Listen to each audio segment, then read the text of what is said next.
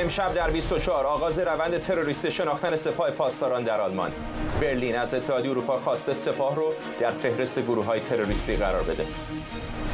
انتخابات پارلمانی در بریتانیا و پیشبینی بازگشت حزب کارگر به قدرت. مناسبات تهران و لندن با روی کار آمدن دولت جدید چقدر تغییر میکنه؟ و ادامه مخالفت‌ها با انتخابات. یک روز مانده به دور دوم رأیگیری در ایران. زندانیان سیاسی و فعالان مدنی میگن جمهوری اسلامی با انتخابات نمایشی به دنبال مشروعیته. از استودیوی ایران اینترنشنال این 24 است با فرد فرهزاد. این یک خبر فوری است. بینندگان ایران اینترنشنال در ایران و سراسر جهان سلام و وقت بخیر. برنامه رو با خبری فوری شروع می‌کنیم. ساعتی پیش دولت کانادا حکم اخراج باقر اردشیر لاریجانی رو از این کشور صادر کرده. در بیانیه دولت کانادا اومده که باقر اردشیر لاریجانی 62 ساله که شهریور 1396 به عنوان مقیم دائم به همراه همسر و پسرش وارد کانادا شده باید فوراً خاک این کشور رو ترک کنه. باقر اردشیر لاریجانی برادر علی لاریجانیه. همکارم سمیرا قرایی از استودیوی ما در واشنگتن دی سی به ما پیوسته با جزئیات بیشتر. سمیرا.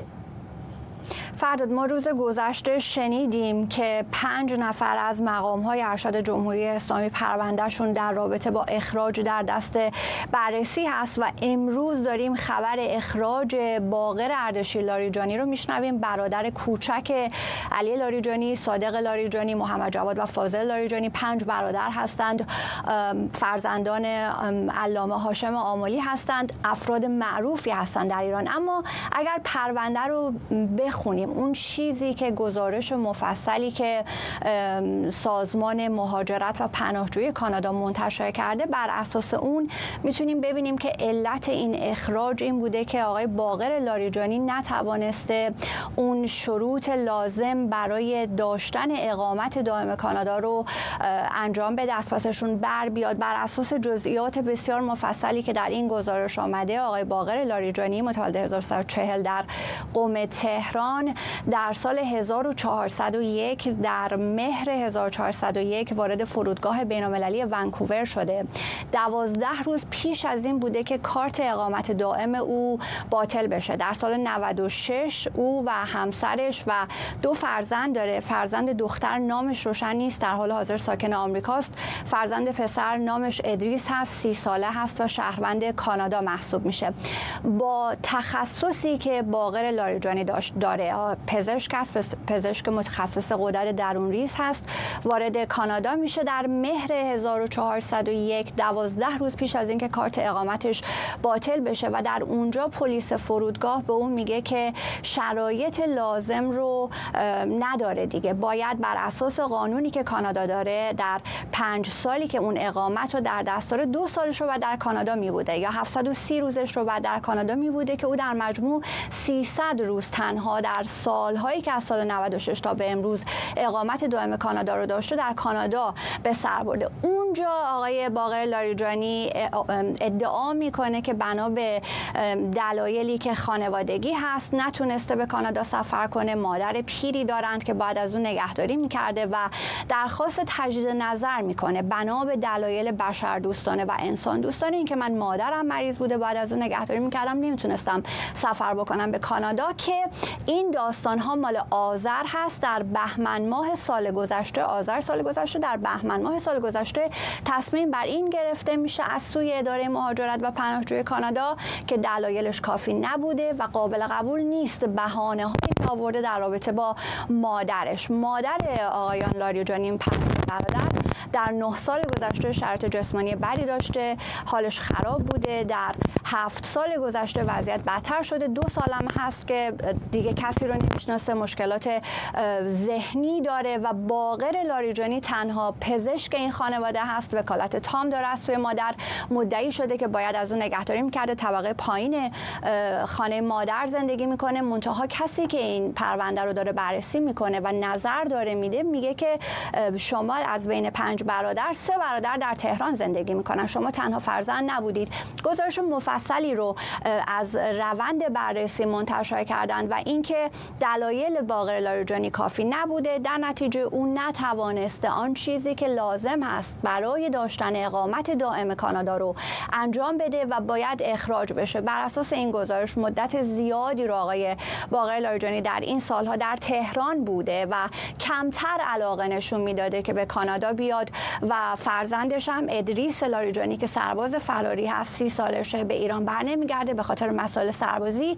همسرش هم خانم فاطمه حسن‌زاده آملی، او پرونده شهروندی در حال حاضر در جریان داره، اونها در کانادا زندگی میکنن. باقر لاریجانی در سال 96 رفته کانادا و بعد از اون هم کمتر تونسته سر بزنه، بیشتر در تهران بوده و حالا هم دولت کانادا میگه که باید ترک بکنه این کشور رو. ممنونم از تو سمیرا قرایی، همکارم از استودیو ما در واشنگتن دی سی.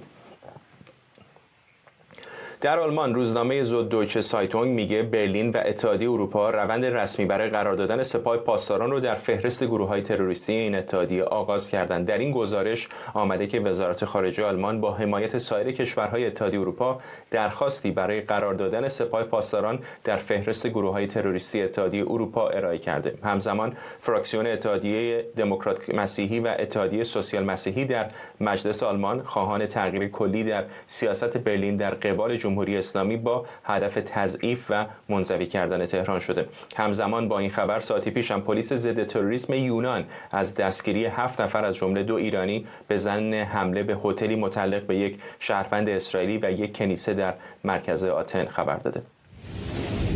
علی صدرزاده تحلیلگر مسائل خاورمیانه از فرانکفورت و دامون گریز تحلیلگر امور بین‌الملل و مدرس دانشگاه از لاهه با ما هستن. با آقای گریز شروع می‌کنم. چه اتفاقی به نظرتون در اتحادیه اروپا به طور خاص در آلمان داره میفته که این تغییر روی کرد رو می‌بینیم؟ درود بر شما مهمان برنامه و بینندگان عزیز. خب چیز عجیبی نیست. ببینید مهمترین نشست G7 بود حدود 20 روز پیش که در اون 7 قدرت بزرگ اقتصادی دنیا که به تعبیری به اون غرب هم گفته میشه تصمیم گرفتن که با بیانیه‌ای که صادر کردن در اونجا خیلی محکم مطرح بکنن که ایران باید، جمهوری اسلامی باید وارد مذاکرات جدی بشه سر برنامه هسته‌ای و بقیه این مسائل. و برای نخستین بار هم اونجا مطرح شد که ارتباطات تهران و مسکو یک خطر جدی امنیتی برای اتحادیه اروپا. بعد از اون کانادا تصمیم گرفت که سپاه رو در لیست تروریستی قرار بده و الان هم خبری که شما مطرح کردید در مورد یونان، نشستی که در شورای امنیت برگزار شد در خصوص برنامه هسته‌ای حکومت، همه اینها قدم‌هایی هست که با ضرب العجلی که در 18 اکتبر 2025 ما بهش داریم نزدیک میشیم، با همه اتفاقاتی هم که در داخل خارج میفته، غرب داره به اینجا نزدیک میشه که باید تصمیمات خیلی سخت و جدی سیاسی بگیره و از این جهت این روند رو استارت زده. این میتونیم بگیم قبل از استفاده از مکانیزم ماشه عملاً روند دیگری رو استارت زده که نمونهش همین خبرهایی هستش که ما داریم میبینیم و بخشش هم برمیگرده به سیاست داخلی این کشورها. به طور مثال حزب کارگر در بریتانیا داره استفاده میکنه از قرار دادن سپاه در لیست تروریستی برای بخشی از پایگاه اجتماعی خودش، قول داده که این کار رو انجام بده. در کانادا ما این رو دیدیم و به نظر میاد که فضا داره به اون سمت حرکت میکنه که تصمیمات سیاسی جدی بگیرن اروپایی‌ها، بریتانیایی‌ها و آمریکایی‌ها برای اینی که بخوان با جمهوری اسلامی وارد تقابل بشن، حالا که تعامل تا الان جواب نداده. آقای صدرزاده در گذشته هم تلاش‌های زیادی شده بود به خصوص در اوج جنبش زن زندگی آزادی برای اقدام این چنینی، اما مخالفت‌ها و مقاومت‌هایی در اتحادیه اروپا به طور خاص توسط آقای جوزف بورل دیده می‌شد. چقدر فکر می‌کنید که الان فشار کشورهای عضو میتونه آقای بورل رو متقاعد کنه؟ آقای بورل دیگه وجود نداره. بعد از انتخابات جدید یک خانمی آمده، نخست وزیر سابق استونی، خانم کالاس، و ایشون به خاطر تجاربی که ساکنین استونی دارن از پوتین و میدونن که پوتین در پی تغییر مرزهای اروپا هست، خیلی موضع ضد پوتین داره و یکی از پشتیبانان محکم اوکراین هست و این دخالت ایران در جنگ اوکراین باعث شده که اصولا موضع اروپا عوض بشه. در این نقطه عطفی است اصولا در سیاست خارجی آلمان و خانم کالاس دیگر آقای بورل نیست. آقای بورل تمام شد دورانش و آلمان هم از اون سیاست همیشگیش اصلا عقب نشینی کرده، چون میدونید کشوری بود که در درون اتحادیه اروپا بهترین رابطه تجاری، سیاسی، اقتصادی با ایران داشت. تاریخاً ایران روابط خوبی با آلمان داشت. الان دیگه تغییر داده و حزب همونطور که شما گفتید بزرگترین حزب آلمان که احتمالاً صدر اعظم آینده آلمان از این حزب خواهد بود اعلام کرده که ما بایستی که اصلا یک روند جدیدی در مورد ایران اتخاذ بکنیم.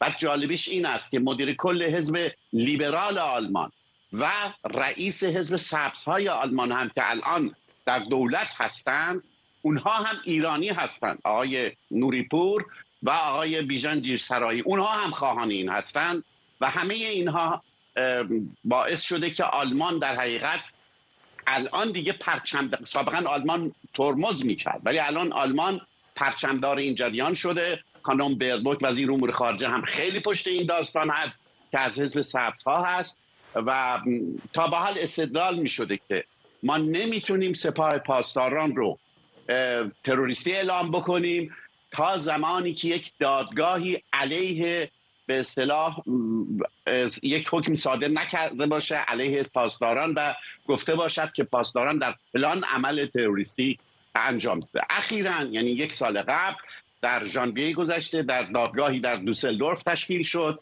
در این دادگاه به حمله به یک کنیسای یهودی یک ایرانی محاکمه شد و بعد قضات اون دادگاه گفتن که این کاری رو که انجام شده به دستور سپاه پاسداران ایران بوده. بنابراین همین حکم این دادگاه وسیله است برای مقامات سیاسی آلمان که بگن حالا دیگه یک دادگاه حکم داده علیه سپاه پاسداران و ما اینو میتونیم مطرح کنیم. و همونطور که میدونید سوئد هم گذاشته توی لیست تروریستی و دولت آینده بریتانیا هم خواهد کرد و همونطور که گفتم هماهنگ کننده سیاست خارجی آلمان سیاست خارجی اروپا خانم کالاس از این به بعد یکی از سرسخت‌ترین کسان فکر میکنم برای سپاه پاسداران. دوران سختی در اروپا شروع شده، بنابراین عکس العمل چه خواهد بود نمیدونم. آقای گریزی این دوران سختی که آقای صدرزاده بهش اشاره میکنه روی زمین چه شکلی خواهد بود؟ فردای روزی که اتحادیه اروپا سپاه پاسداران رو به عنوان گروهی تروریستی بنامه چه اتفاقی میفته؟ ببینید نکته مهم اینجاست که برای بینندگان مطرح بشه که به نظر میرسه که مسائل امنیتی و منافع کشورهای مثل کانادا، اروپا، بریتانیا، اتحادیه اروپا داره به اون سمت حرکت میکنه که فشار رو روی سپاه پاسداران زیاد بکنن، ولی هدفش مشخصا این هست که بتونه جمهوری اسلامی رو پای میز مذاکرات بیاره. همونجور که در سند G7 عرض کردم خدمتتون، هدف اونجاست و تا بخواد این حرکات، این گام ها به سمت یک تصمیم سیاسی در شورای اروپا که متشکل از اعضایی هستش که سران یعنی نخست وزیر یا رئیس جمهور کشورهای 27 کشور عضو اتحادیه اروپا هستن، در اونجا به این تصمیم بخوام برسن اونم با حق وتو، خب ما راه طولانی داریم. ولی این راه طولانی میگم یک تصمیم سیاسیه، بستگی داره که حکومت بعد از این سیرک انتخابات خودش چه واکنشی نشون بده، چه سیگنالی رو نشون بده، یا آیا این کار رو قبلا کردن در عمان مثل بار پیش در خصوص برجام که ما واقعا و جدی نه شوخی و به شکل ظاهری بخوان پاورپوینت نشون بدن وارد گفتگو میخوایم بشیم برای حل بعضی از مسائل جدی. مسائل جدی هم یعنی برنامه هسته‌ای و رسیدن به یک توافق جدید، دیگه برجام معنا نداره. و مسئله بعدی هم روابط بین تهران و مسکو هست در خصوص جنگ اوکراین که عرض کردم الان دیگه یک تهدید امنیتی برای اتحادیه اروپا. اگر اینها به نتیجه نرسه قطعا این فشارها ادامه پیدا میکنه، این گام‌ها ادامه پیدا میکنه برای اینکه بخواد سپاه و حکومت رو زیر فشار بگذاره که به این توافقات برسه. اون وقت میشه تصور کرد که شاید اگر به نتیجه نرسه قبل از به اصطلاح فعال کردن مکانیزم ماشه، بازگردوندن تمام تحریم ها به علاوه حمایت از اسرائیل در اگر حملاتی بشه با بین اسرائیل و حزب الله، از طرف دیگه مسئله قرار دادن سپاه در لیست تروریستی میتونه بسیار تاثیرگذار باشه. تصور بکنید تمام اون کسانی که در اتحادیه اروپا به هر حال حدود 5 میلیارد دلار روابط اقتصادی داره در حال حاضر، این رو کانادا و امریکا نداشت وقتی که سپاه رو در لیست تروریستی قرار داد. به این حد نبود. کانادا مثلا حدود 300-400 میلیون دلار بود. این 5 میلیارد اون وقت و تمام کسانی که هستن قطعاً زیر فشار و به عنوان یک در عمل کسانی که وقت از طرف حقوقی ممکنه که دادگاهی بشن دنبال خواهند شد و این فشارها رو افزایش میده برای اینکه حکومت رو پای میز مذاکره بیاره. از این جهت باید به موضوع نگاه کرد، ولی گام‌های مهمی و معناداری داره برداشته میشه که به نظر من هر روز به شدت و حدت و حرارت اون هم افزایش خواهد داشت و ما افزوده خواهد شد در روزهای و هفته‌های آینده. آقای صدرزاده، در گذشته دیدیم که اروپایی‌ها موقعی که جمهوری اسلامی یا کشورهای دیگر در باغ سبزی نشون میدن، نشانه‌هایی از تغییر نشون میدن، اونها هم استقبال میکنن. چند ساعت بیشتر تا شروع دور دوم انتخابات در ایران باقی نمونده. فکر میکنید حتی اگر کسی مثل پزشکیان انتخاب بشه، این اروپایی‌ها به این فشارها ادامه خواهند داد؟ بله، چون برای به اصطلاح متخصصین وزارت‌های خارجه کشورهای اروپایی مشخص است که پزشکیان تعیین کننده سیاست خارجی ایران نیست و سیاست خارجی ایران رو شخص علی خامنه‌ای تعیین میکنه و اون چیزی که برای آلمان به خصوص مهمه مسئله اسرائیل. چون آلمان اعلام کرده که امنیت اسرائیل جزء ضمانت‌های وجودی ما هست، یعنی فلسفه وجودی آلمان امنیت اسرائیله. یعنی کشوری در جهان وجود نداره که موضع سیاسیش چنین باشه. این هم به خاطر تاریخ آلمان هست، تاریخ فاشیسم آلمان و نحوه ایجاد دولت اسرائیل. بنابراین این کاری رو هم، یعنی این سیاستی رو که ایران در منطقه به عهده برپا کرده، این هم اضافه شده بر مسئله اوکراین، چون اوکراین هم یک مسئله بسیار بسیار مهمیه برای آلمان، مسئله جدی و هستی هست برای آلمان، به خاطر مسئله اوکراین، به خاطر مسئله فلسطین و اسرائیل و کارهایی که در ایران داره انجام میده و کارهایی که سپاه پاسداران در این کشورهای خارجی انجام میده. مجموع اینها باعث شده که تقریبا طبقه سیاسی آلمان در کل تصمیم بگیره، به اصطلاح تجدید نظر بکنه نسبت به سیاستش راجع به جمهوری اسلامی. ممنونم از هر دوی شما. علی صدرزاده، تحلیلگر مسائل خاورمیانه از فرانکفورت، و دامون گلریز، تحلیلگر امور بین‌الملل و مدرس دانشگاه از لاهه.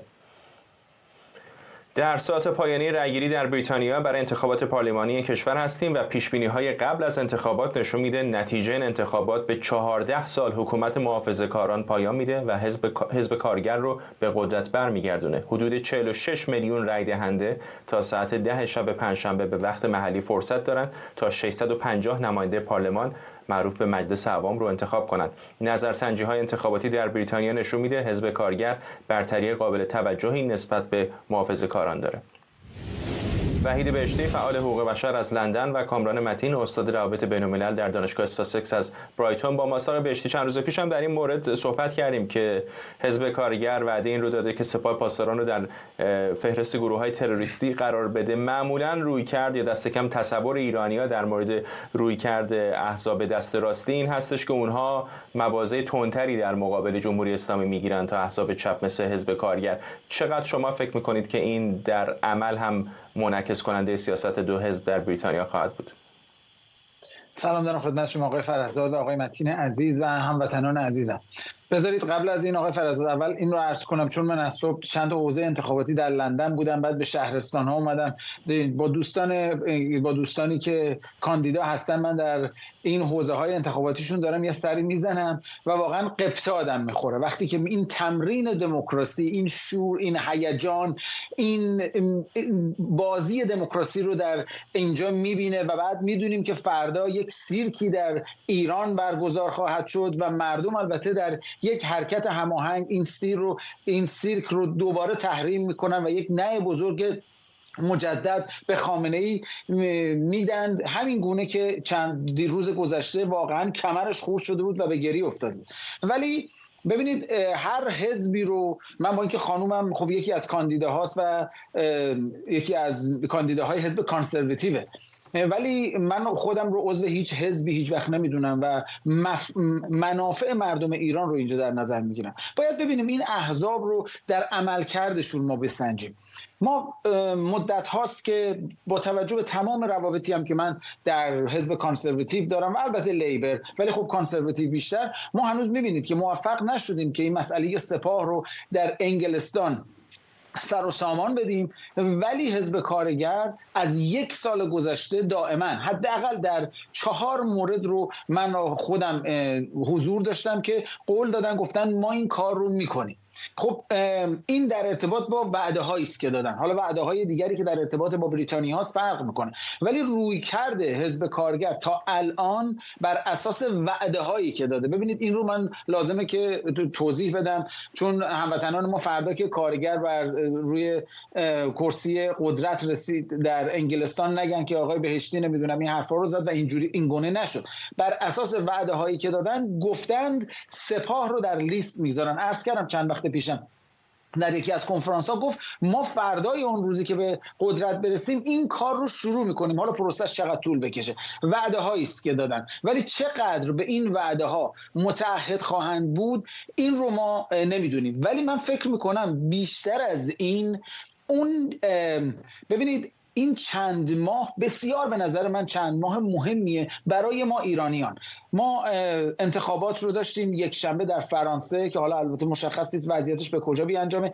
امروز 1 ساعت دیگه انتخابات اینجا تموم میشه. مردم اونایی که میرن برای شمردن آرا، اینجا نظرسنجی ها تا کنون همینطوری که شما هم فرمودید گفتند که کارگر. ولی من یک چیزی رو آقای فرزاد خدمت شما عرض کنم، به خصوص در شهرستان ها در این نظرسنجی های لوکال که من امروز داشتم میرفتم و میدیدم برگاهی رو که خود دوستان ما پر کرده بودن، این چیز عجیبی رو من دیدم. من فکر میکردم که ریفورم پارتی فقط رأی‌های کانسرواتیو رو داره برمی‌داره، ولی الان این گونه که مشخص شده در نظرسنجی‌های لوکالی میبینم که ریفورم پارتی یعنی راست افراطی که الان با ریاست نایجل فراج اومده در همین چند روز، میبینم از رأی‌های حزب کارگر هم داره خیلی رو برمی‌داره. یعنی رأی‌ها به صورت من فکر می‌کنم ممکنه سورپرایز بشن مردم بریتانیا، چون رأی‌ها داره پخش میشه. میگم حالا باید صبر کنیم ساعت 10 بشه، یه نیم ساعت بگذره اون اگزیت پول یوکی اگزیت پول بیاد بیرون، اون تقریبا نزدیک یه مقداری نظرها رو بعد ببینیم چگونه میشه. ولی چیزهایی رو که امروز من در حوزه‌های انتخاباتی می‌دیدم یه مقداری ممکنه اون نظرسنجی‌هایی رو که قبل از انتخابات به مردم ارائه دادن متفاوت کنه.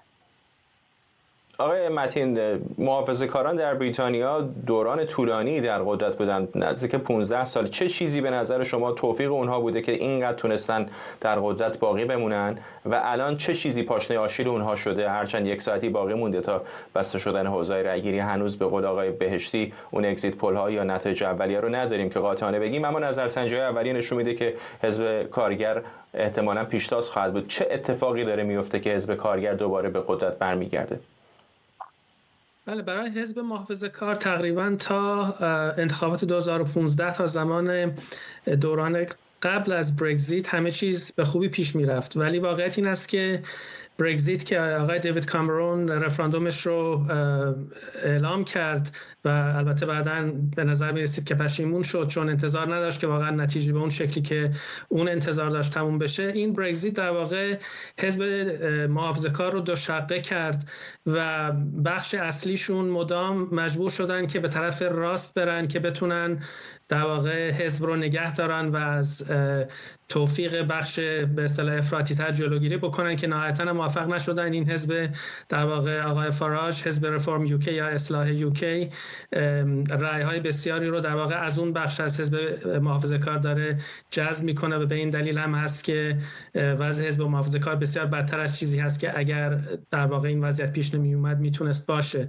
یک مسئله دیگر در واقع مسئله کووید بود که فشار اقتصادی زیادی رو در واقع به بریتانیا آورد، مثل بسیار از کشورهای دیگه. مسئله قرنطینه ها بعد جنگ اوکراین پیش اومد، قیمت انرژی بالا رفت. کلا از برگزیت به این سو هم نتایج برگزیت، هم مسئله کووید و قیمت انرژی در بازارهای جهانی به دلیل جنگ در اوکراین باعث شد که اقتصاد بریتانیا مثل بسیاری از کشورهای دیگه اروپایی دچار تورم بسیار زیاد بشه و از اون به بعد ما می‌بینیم که یواش یواش به اصطلاح بخت حزب محافظه‌کار رو به افول بوده.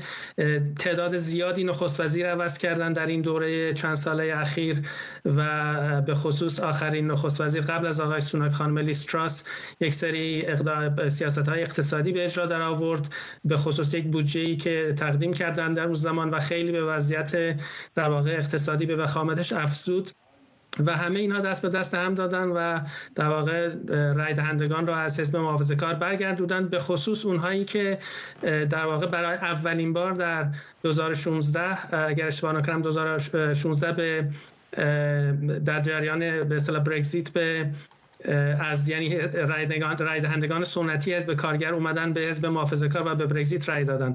اینها بعداً به نظر میرسه که در واقع برگشتن به اون رای دادن سنتی خودشون و به حزب کارگر برگشتن. در این حال جرمی کوربین که خب یک چپ نسبتاً تندرو محسوب میشد در حزب کارگر دوره‌ای رهبر شد و مشکلاتی رو برای حزب کارگر به دنبال داشت، بحران داخلی داشتن.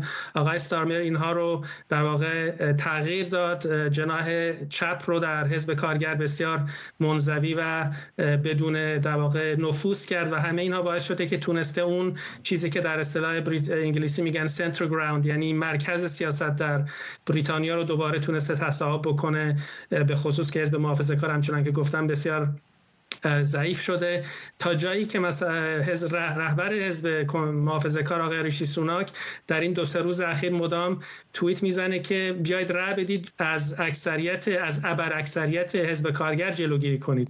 یعنی در واقع انتخابات رو از همین الان در واقع باخته تلقی میکنه و سعی میکنه که جلوی حزب کارگر رو بگیره که یک اکثریت بسیار قاطعی داشته باشه که هیچ نیازی به سازش درون پارلمانی نداشته باشن، چیزی که به نظر میرسه در حال رخ دادن هست و حزب محافظه‌کار بر اساس بعضی از نظرسنجی‌ها ممکنه حتی از حزب آقای نایجل فاراج تعداد کرسی‌هاش در پارلمان کمتر بشه.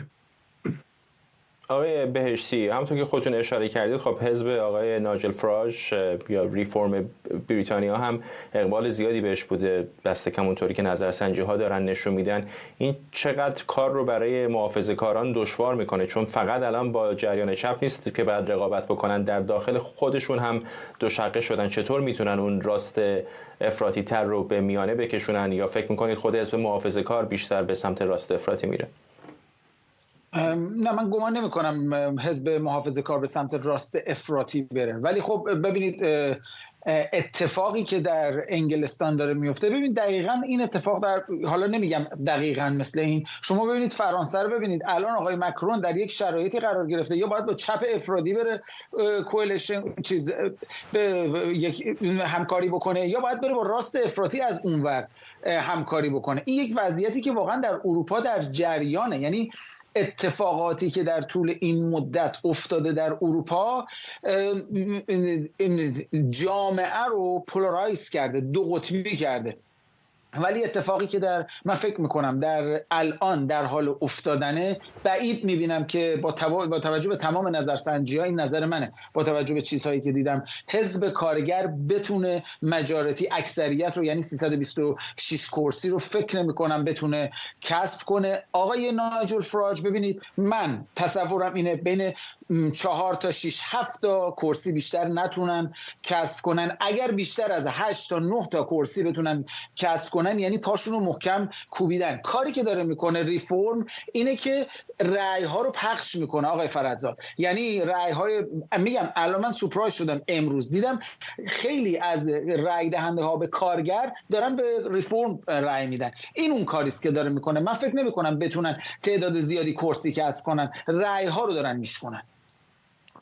ممنونم از هر دو شما. وحید بهشتی، فعال حقوق بشر از لندن، و کامران متین، استاد روابط بین‌الملل در دانشگاه استاسکس از برایتون. دقیقاً 1 ساعت هم به پایان رأیگیری در بریتانیا مونده. نتایج رو میتونید در ایران اینترنشنال دنبال کنید.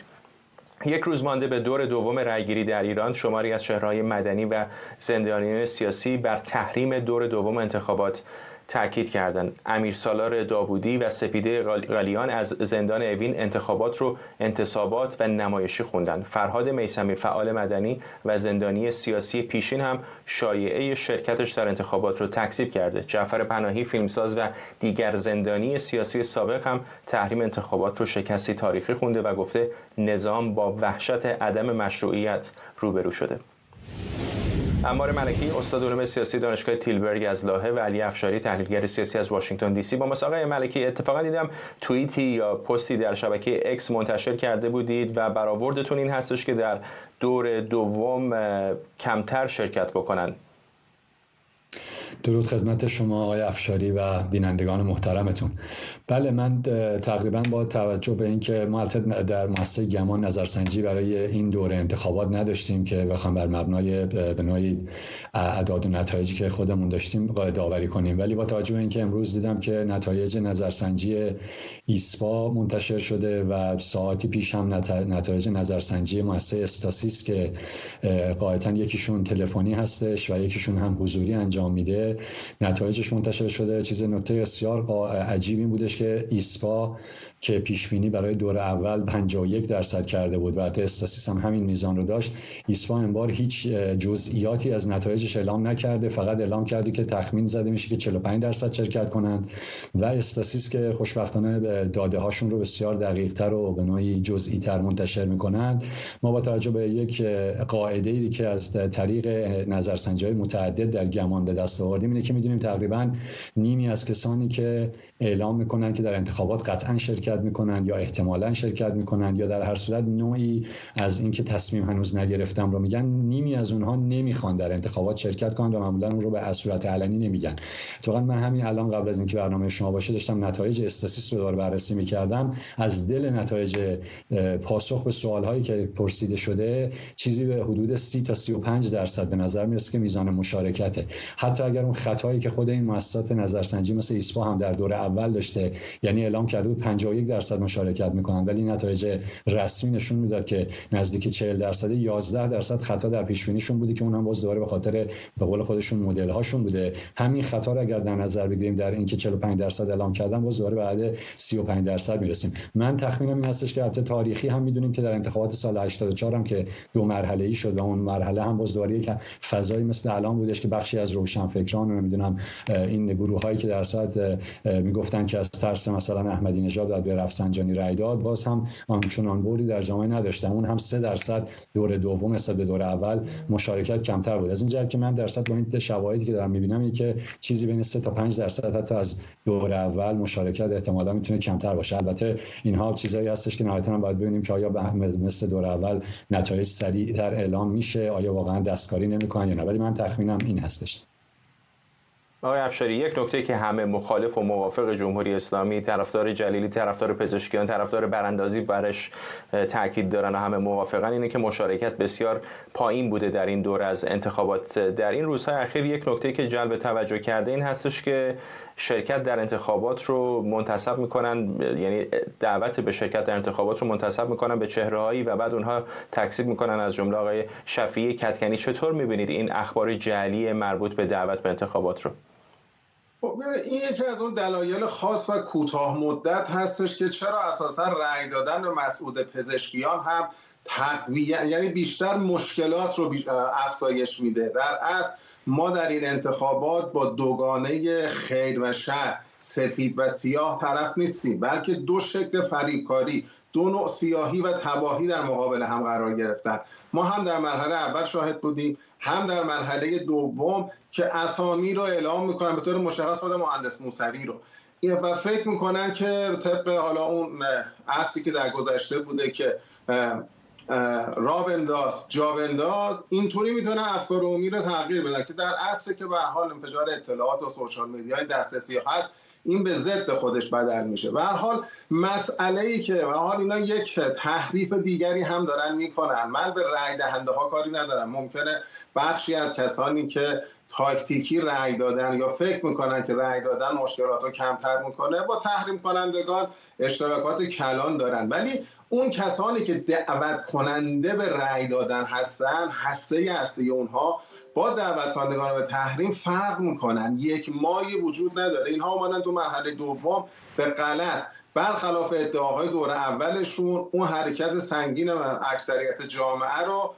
گفتن نه خیلی خوب بوده، حالا دوباره بیاد به ما رأی بدید. خب اون مردم اگر میخواستن به یکی از این کاندیداها رأی بدن که دور اول میدادن. مسئله اون اصلا کاندیداها نیست، این که حالا پزشکیان بشود یا نشود نیست. مسئله اینه که اونا مشکل رو جای دیگه‌ای میبینن، در نفی ساختار قدرت میبینن و این هر دو جناح در این انتخابات با همدیگه همکاری کرده بودن که جلوی حرکت جامعه به سمت تغییرات ساختاری رو بگیرن، القاء ناامیدی بکنن. وقتی دیگه محال یک توافقی بین بخش‌های مختلف نیروهای سیاسی و جامعه مدنی ایران به وجود اومده بود در سالیان اخیر که حتی فردی مثل مهندس موسوی در داخل کشور در شرایط حصر خانگی بحث برگزاری رفراندوم و انتخابات مجلس مؤسسان رو ترک کرده بود برای تدوین قانون اساسی جدید، اینجا می‌بینیم که اساساً اومدن فردی مثل پزشکیان که از روز اول اعلام کرد اومدم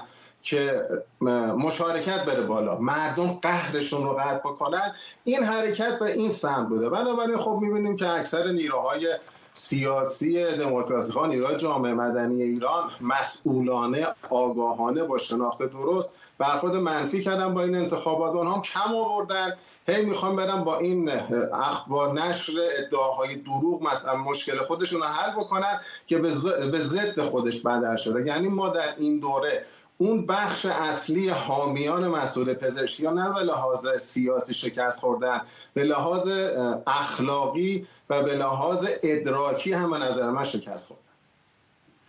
آقای ملکی، خیلی تلاش‌های زیادی شد در این چند روز گذشته، به راست به دروغ، به ترسوندن نتیجه انتخابات که ممکنه جلیلی بیاد که شاید بتونن مشارکت رو بالا ببرن. چقدر فکر میکنید که فردا که چه عرض کنم همین چند ساعت آینده در تهران نتیجه خواهد داد برای اونهایی که میخوان تنور انتخابات رو داغ کنن؟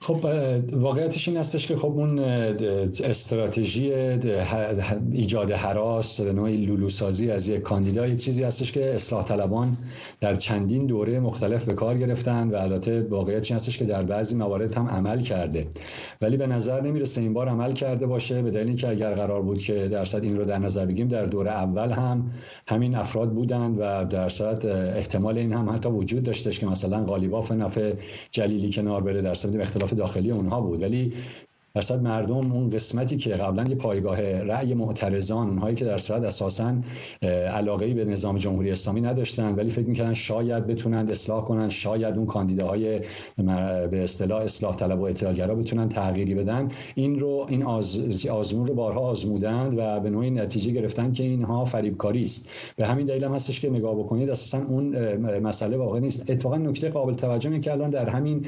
35% که به نظر بیاد که بخواد مشارکت باشه، برخلاف اون چیزی که داره اصلاح طلب خیلی موج ایجاد میکنه، بدون حتی اینکه بخواد موجی را بیفته، بدون اینکه بخواد اون بخش بزرگ ناراضیانی که درصد طرفدار گذار از جمهوری اسلامی یا براندازی جمهوری اسلامی هستند اونها اصلا وارد بشن، پزشکیان الان در همین میزان آرای پایین هم نسبتا جلوتر از جلیلی هستش و بعید نیست برنده شه. بدن که ببینید پایگاه رأی این دو جناحی که در هر صورت هستند یه پایگاه رأی مشخصیه، یه چیزی 11-12% این اصولگراهان پایگاه دارن، یه چیزی 12-13% اصلاح طلبان پایگاه دارن و می‌دونیم که یه چیزی 5 تا 10% هم اون بخش. ولی مجموع رأی اصولگرایان در دوره قبلی بیشتر از پزشکیان بود، نه؟ خب بله، نکته اینجا هستش که به خاطر اینکه قالیباف این گونه نبودش که میدونیم که اون قالیباف و جلیلی خودشون یک اختلاف جدی داشتن و برای همین دارم میگم که بخشی از پایگاه رأی قالیباف به سمت پزشکیان میره، چون اینها مجموعشون پایگاه رأی اصولگرایان نبود. گفتم اصولگرایان یه پایگاه رأی مشخصی دارن، بخشی از آرای خاکستری، اونهایی که معمولاً بی تفاوتن به مسائل سیاسی، بیشتر نگاهشون به یک سری دغدغه‌های خیلی خاص و منافع بالاخره خاص معیشتی یا اقتصادی یا چیزای خودشون هست، اونها هستن که اون رأی به اصطلاح سرگردانی که حالا بین اینها ممکنه بچرخه. چیزی که در صد نظرسنجی نشون میداد، چون اگر یادتون باشه ماه گذشته وقتی که صحبت میشد یک تصویری بودش که گویا قالیباف قراره بیاد و قالیباف رو میخوان بیارن، در حالی که مثلا از اولین نظرسنجی نشون که قالیباف اصلا رأی بسیار پایینی حتی از جلیلی بسیار پایینتر هستش. منظور اینجاست که در صد این موجی که گویا باید یک بخش بزرگی از جامعه بیان تا مثلا کاندید اصلاح طلبان ببره، مال به نظرم خیلی نگاه کلاسیکیه، نگاه مال 20 سال 15 سال پیشه که موقعی که مردم می اومدن و اون ناراضیان می اومدن، خب می اومدن به اصلاح طلبان رأی میدادن، حتی اصولگرایان به میزان پایگاه رأیشون بالاتر بود. ریزشی که از هر دوی اینها انجام شده، بخشی از اصولگرایانی که میدونیم ریزش کردن و حالا نزدیک شدن به اصلاح طلبان یا حتی بعضیاشون حتی عبور کردن از جمهوری اسلامی، نمونه‌های خیلی مشخصی داریم مثل سردبیر سابق کیهان، اینها بالاخره تیپ‌های خیلی مشخص اصولگرا بودند، یا اصلاح طلبانی که بخشی از بدن اجتماعیشون ریزش کرد به سمت کسانی که خواهان گذار هستند یا براندازی هستند. منظوری که این تصویرسازی که دارن میکنن که حالا اگر جلیلی بیاد و اگر انتخابات مردم شرکت نکنن الزاما جلیلی میبره، ولی این غلطه. نکته دیگه هم هست که اساسا جلیلی هم اون چیزی که دارن میگن، اگر جلیلی رو در نظر بگیریم نهایتا کابینه خواهد شد، کابینه رئیسی. اگر رئیسی در اون سقوط هلیکوپتر کشته نمیشد، خب یک سال دیگه هنوز این ادامه داشت و حتی شاید در دوره بعدش هم 4 سال دیگه ادامه پیدا می‌کرد با توجه به اون مهندسی انتخاباتی که میکنن. از این جهت این تصویر عجیب غریب هست و بسیاری از چیزهای دیگه هم که در مورد جلیلی میگویند این گونه نیست. یعنی اون گونه نیستش که حالا جلیلی به نوعی مثلا در حوزه خارجی نمیدونم خیلی اهل سازش نباشه، اهل گفتگو نباشه. شواهد قبلی خیلی نشون داده که بسیاری از اینها وقتی که در عرصه عملی قرار میگیرن، بحران‌های نظام هستش، تمام اینها مجبورن در همون حدی که قراره مثلا دیگر به اصطلاح وزرای مثلا کابینه‌های اصلاح طلب باشه نرمش نشون بدن. ممکنه ادبیاتشون فرق داشته باشه، انگلیسی یکی بهتر از اون یکی باشه، و در اون چارچوب سیاست‌های نظام می‌دونیم که اون چیزی نیستش که فرضاً حالا پزشکیان بتونه کاری بکنه که مثلا جلیلی نخواهد بکنه. ما اینا رو به فکر کنم آزمودیم چندین دوره و تفاوت‌های بنیادین بین این دو تا نمی‌بینیم. نهایتاً تفاوت در شکل پوشیدن لباس هستش، خط ریش هستش و این چیزایی که درصد مردم باش آشنا هستن. آقای افشاری، این عدم مشارکت به نظرتون چقدر متأثر هست واقعا از تبلیغات و رسانه‌ها و شبکه‌های اجتماعی و کارزارهای مختلفی که برای ایجاد شرمساری ایجاد شده، یا فکر می‌کنید واقعا این خرد جمعی رای دهندگان ایرانی بوده که در این دور به این نتیجه رسیدند که امیدی چندانی به تغییر نمیشه داشت از پای صندوق‌های رای؟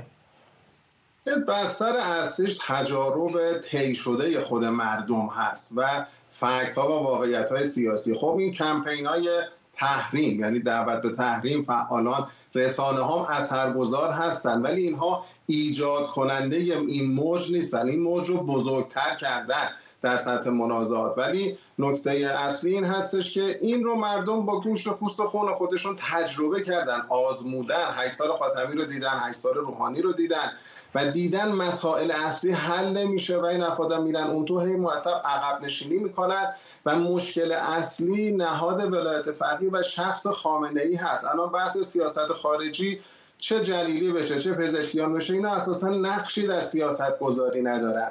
ریاست جمهوری حسن روحانی، وزارت خارجه، وزیر خارجه شدن جواد ظریف محصول تصمیم خامنه‌ای برای برجام بود، نه برعکس. حالا اونا در اجرا کاری رو انجام دادن، فردا هم او باید تصمیم بگیره. نه بودن جلیلی اگر خامنه‌ای تصمیم بگیره مانع بازسازی برجام میشه، نه حضور پزشکیان حتما دلیلی میشه برای اینکه برجام بازسازی بشه. اگر این ظریف اینا میتونستن کاری بکنن که آخر دولت روحانی انجام میدادن یا برجام رو حفظ میکردن. خب من اینجا میخوام فرصت استفاده کنم یه صحبتی رو با مردم ایران بکنم. مردم شریف ایران، شما حماسه بزرگی رو آفریدید. بله، حماسه بزرگی رو آفریدید. مراقب باشید که میخوان این حرکت شما رو، سرمایه که ایجاد کردید و در قریب شادی پیروزی پزشکیان یا جلیلی خاموش بکنند. صدای شما صدای اونها نیست. هر رأی که داده میشه پیامد خواستش ناخواستش تقویت سیستمی هست، وضعیت موجودی هست که خامنه‌ای حرف آخر رو بزنه، مقدرات شما و نسل‌های آینده رو تعیین بکنه، از بحران بقا خودش رو عبور بده و فرار بکنه. این هست که همونطور که در 8 تیر به گوش خامنه‌ای سیلی محکمی زدید، الان هم همون ادامه بدید. اجازه ندید که اعتراض شما، اراده شما برای تغییرات بزرگ رو به گله گذاری تقلیل بدن. این مسئله خیلی مهمی هستش. ممنونم از هر دو شما. عمار ملکی استاد علوم سیاسی دانشگاه تیلبرگ و علی افشاری تحلیلگر سیاسی از واشنگتن. و ممنون از شما که ما رو در این برنامه همراهی کردید.